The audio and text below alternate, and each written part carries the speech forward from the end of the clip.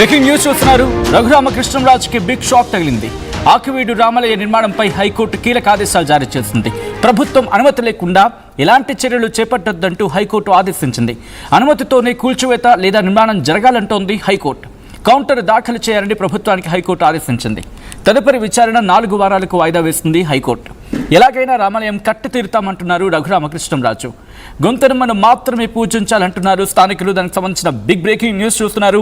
గత కొన్ని రోజులుగా ఆంధ్రప్రదేశ్ వ్యాప్తంగానే కాదు, 2 తెలుగు రాష్ట్రాల్లో కూడా తీవ్ర చర్చాంశంగా మారింది ఆకివీడు రామాలయం ఘటన, ఆకివీడు రామాలయం నిర్మాణం విషయం కూడా. ఈ క్రమంలో రఘురామకృష్ణంరాజు అక్కడికి వెళ్ళడం జరిగింది. ఆ తర్వాత జరిగిన పరిణామాలు తెలుగు ప్రజలకు పూర్తిగా తెలిసిందే. ఒకసారి దాన్ని రివైండ్ చేసే ప్రయత్నం, అంటే పూర్తిగా ఒకసారి చెప్పే ప్రయత్నం చేస్తాం. అక్కడికి వెళ్ళిన తర్వాత ఏం జరిగిందనేది మాట్లాడుకున్నాం. అయితే పశ్చిమ గోదావరి జిల్లాలోని ఉండు నియోజకవర్గం ఆకివీడు పెద్దపేట రామాలయం అంశం ఈ మధ్యకాలంలో 2 తెలుగు రాష్ట్రాల్లో పూర్తిగా సంచలనంగా మారింది. అయితే ఆకివీడు రామాలయం పునర్నిర్మాణం చేస్తామని చెప్పి ఆంధ్రప్రదేశ్ డిప్యూటీ స్పీకర్ అలాగే ఉండి ఎమ్మెల్యే రఘురామకృష్ణంరాజు ఆయన ముందుకు రావడం జరిగింది. పెద్ద ఎత్తున అంశానికి సంబంధించి చర్చల్లో కూడా పాల్గొనడం జరిగిందని మాట్లాడుతూ ఉన్నారు. ఇందుకోసం ఇప్పటికీ వివరాలు కూడా స్వీకరించడం జరిగింది. అయితే ఆకివీడు రామాలయం నిర్మాణంపై ఇప్పుడు ఆంధ్రప్రదేశ్ హైకోర్టు కీలక ఆదేశాలు జారీ చేయడం జరిగింది. ఇటు గవర్నమెంట్ పర్మిషన్ లేకుండా ఆకివీడులో ఎలాంటి చర్యలు, ఎటువంటి నిర్మాణాలు చేపట్టద్దంటూ ఇటు హైకోర్టు డైరెక్షన్స్ ఇచ్చింది. ఆకివీడులో నిర్మాణం, ఒకవేళ నిర్మాణం కావచ్చు లేకపోతే కూల్చివేతలు కావచ్చు, ఎలాంటి పనులైనా కూడా ప్రభుత్వం అనుమతిస్తేనే చెయ్యాలి అంటూ కూడా క్లియర్ డైరెక్షన్స్ ఇచ్చింది. అయితే ఈ అంశం మీద కౌంటర్ దాఖలు చేయాలని ఏపీ ప్రభుత్వానికి కూడా ఆదేశించడం జరిగింది హైకోర్టు. ఆ తర్వాత పిటిషన్పై విచారణను 4 వారాల పాటు వాయిదా వేయడం జరిగింది. డీటెయిల్గా మాట్లాడుకునే ప్రయత్నం చేద్దాం. అసలు ఈ ఘటనకు సంబంధించి హైకోర్టు ఇచ్చిన ఆదేశాల తర్వాత రఘురామకృష్ణంరాజు రియాక్షన్ ఎలా ఉండే అవకాశం ఉంది, డీటెయిల్గా మాట్లాడుకునే ప్రయత్నం చేద్దాం. ఈ అంశానికి సంబంధించి పూర్తి వివరాలు అందించేందుకు మనోజ్ సిద్ధంగా ఉన్నారు. మనోజ్, ఆకివీడు రామాలయం ఘటన సంబంధించి హైకోర్టు క్లియర్ డైరెక్షన్స్ ఇచ్చింది కాబట్టి ఇప్పుడు రఘురామకృష్ణంరాజు అడుగులు ఎలా ఉండే అవకాశం ఉంది? లైన్ డిస్కనెక్ట్ అయింది.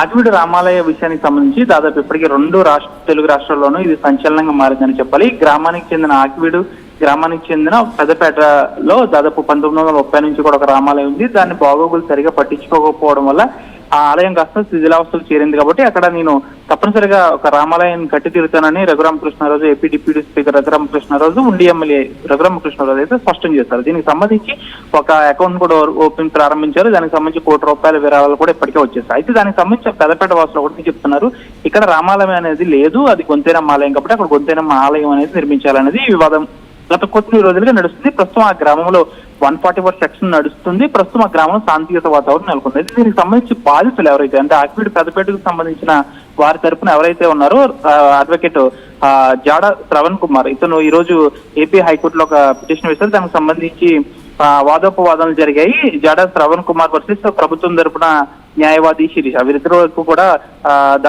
వాదోపవాదాలు జరిగాయి. జాడ శ్రవణ్ కుమార్ సంబంధించిన తీర్పు ఏదైతే ఉందో దీనికి సంబంధించి ప్రభుత్వ ఆదేశాలు వస్తే తప్ప అక్కడ ఏదైతే పెద్దపేటలో రామాలయం నిర్మించడానికి అవకాశం లేదంటూ కూడా హైకోర్టు తీర్పునిచ్చింది. దీనికి సంబంధించి మరొక 4 వారాల తర్వాత అయితే విచారణ వాయిదా వేస్తుంది. ప్రస్తుతానికైతే అక్కడ ఎటువంటి నిర్మాణాలు కట్టాలన్నా ఆకివీడులో దానికి సంబంధించి కొన్ని పూర్వపు కేసులను కూడా పరిగణలోకి తీసుకుంది.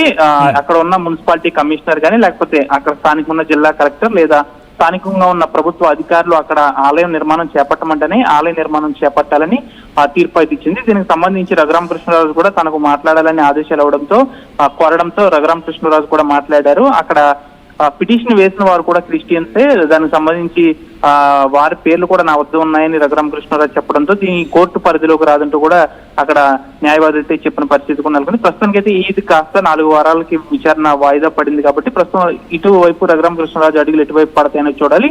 అనంతరం హైకోర్టు తీర్పు అనంతరం ఒక మీడియా సమావేశాన్ని కూడా నిర్వహించారు రఘురామకృష్ణరాజు. దాంట్లో ఒకటే స్పష్టంగా చెప్తున్నారు, ఎట్టి పరిస్థితుల్లోనూ ప్రభుత్వ నిబంధనల మేరకే నేను నడుచుకుంటానన్నారు. ప్రభుత్వం తప్పనిసరిగా ఒప్పుకుంటుంది, ఆకివీడులో రామాలయ నిర్మాణం అనేది జరుగుతుందంటూ కూడా రఘురామకృష్ణరాజు కూడా స్పష్టం చేస్తున్నారు. ప్రస్తుతానికి అయితే ఆ గ్రామానికి ఈయన నిర్మాణం చేపడతా అంటున్నారు. బట్ అక్కడ ఏమైనా నిర్మాణానికి అడ్డుపడే అవకాశం లేకపోతే అడ్డు తగ్గే అవకాశాలు ఏమైనా ఉన్నాయా, లేకపోతే లీగల్ గా మాత్రం వెళ్ళే అవకాశం కనిపిస్తోంది అక్కడ?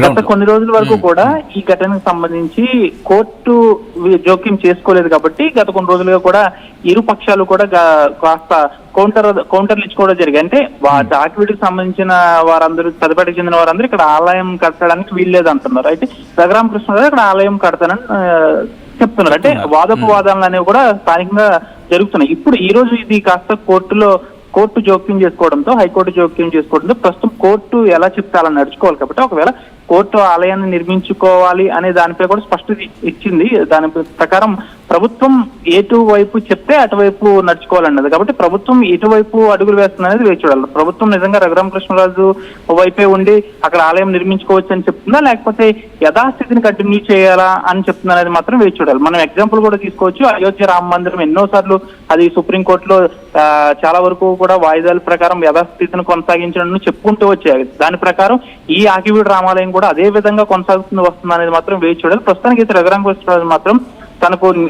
తన వైపు ప్రభుత్వం ఉంటుంది కాబట్టి ప్రభుత్వం తప్పనిసరిగా అక్కడ నిర్మాణం చేపట్టుకోవచ్చని స్పష్టం చేస్తుంది కాబట్టి అక్కడ రామాలయం కట్టి తీరుతానని మాత్రం చెప్తున్నారు. ఇటు అయోధ్యకు సంబంధించిన విషయంలో కూడా మనం చెప్పుకోవాల్సిన అంశం దీంట్లో తప్పనిసరిగా చెప్పారు. ఇది కూడా అయోధ్యకు సంబంధించి సుప్రీంకోర్టులో అనేక సంవత్సరాలు పెండింగ్ లో పడింది.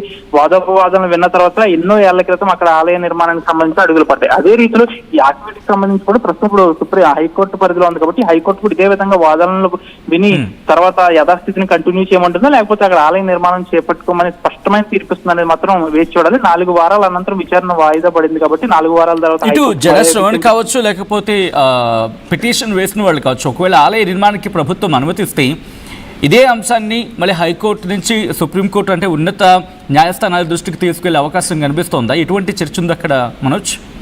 తప్పనిసరిగా హైకోర్టు ఒకవేళ ప్రభుత్వం అనుమతి ఇచ్చిన తర్వాత అక్కడ ఆలయ నిర్మాణం చేపట్టుకోవచ్చని హైకోర్టు కూడా స్పష్టమైన తీర్పిస్తే ఎవరైతే జాడా శ్రవణ్ కుమార్ ఆధ్వర్యంలో ఎవరైతే ఆకివీడి పెదపేటకు చెందిన కొంతమంది హైకోర్టులో పిటిషన్ దాఖలు చేశారు వీరందరూ కూడా సుప్రీంకోర్టుకి అయితే తప్పకుండా వెళ్తారు. ఎందుకంటే అక్కడ ఆలయ నిర్మాణం చేపట్టకూడదని ఒకే ఒక కరాఖండిగా వాళ్ళందరూ చెప్పుకుంటూ వస్తున్నారు కాబట్టి హైకోర్టులో వారికి ఏమన్నా వారి వైపు తీర్పు సక్రమంగా రాకపోతే సుప్రీంకోర్టుకు వెళ్లే అవకాశం కూడా ఉంది. ఎందుకంటే జాడా శ్రవణ్ కుమార్ కూడా సీనియర్ న్యాయవాది కాబట్టి హైకోర్టుతోనే ఆయన ఆగిపోరు కాబట్టి తప్పనిసరిగా రఘురామకృష్ణరాజుకి అనుకూలంగా కనుక తీర్పు అనేది వస్తే కనుక తప్పనిసరిగా ఈ ఆకివీడి పెద్దపేటకు చెందిన పిటిషనర్లతో పాటు జాడా శ్రవణ్ కుమార్ కూడా సుప్రీంకోర్టుకి వెళ్లే అవకాశం తప్పనిసరిగా ఉంది. అయితే ఈ వివాదం ఇప్పట్లో సద్దుమణికి అవకాశం ఉంది. దీనికి సంబంధించి ఆకివీడిలో ఇంకా అక్కడ ఏమైనా గొడవలు రేగిస్తే అవకాశం ఉందనే ఒక భావంతో జిల్లా ఎస్పీ ఆధ్వర్యంలో, జిల్లా డిఎస్పీ అక్కడ భీమవరం డిఎస్పీ ఆధ్వర్యంలో నిత్యం కూడా పోలీసు బందోబస్తు ఉంటుంది, 144 సెక్షన్ ఉంటుంది. గ్రామంలో ప్రస్తుతం శాంతియుత వాతావరణం అయితే నెలకొన్నదని చెప్పాలి.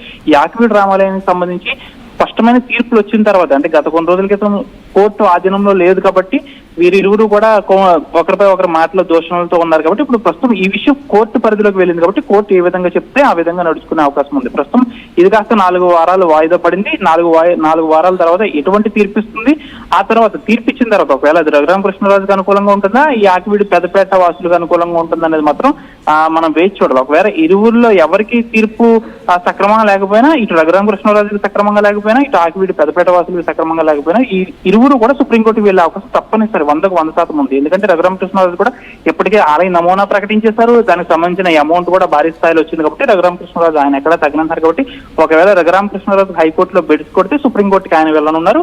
ఇక్కడ ఆకివీడి పెదపేటకి చెందిన వాసులకు ఏమైనా హైకోర్టులో బెడ్స్ కొడితే వారు కూడా సుప్రీంకోర్టుకి వెళ్లే అవకాశం తప్పనిసరిగా ఇది అయోధ్య రామ మందిరానికి ఎట్టి పరిస్థితుల్లో తీసుకోదని చెప్పాలి. ఎప్పటివరకు ఈ వివాదం కొనసాగుతుంది, స్పష్టమైన ఆదేశాలు ఎప్పుడు వస్తాయనేది మాత్రం మనకి ఇంకా అంచనా వేయాల్సిన అవసరం కూడా లేదు. 4 వారాల తర్వాత వాయిదా ఉంది కాబట్టి ఆ తర్వాత కూడా వాయిదా పడే అవకాశం తప్పనిసరిగా ఉందని చెప్పాలి. ఈ వివాదం కాస్త సద్దుమణగాలంటే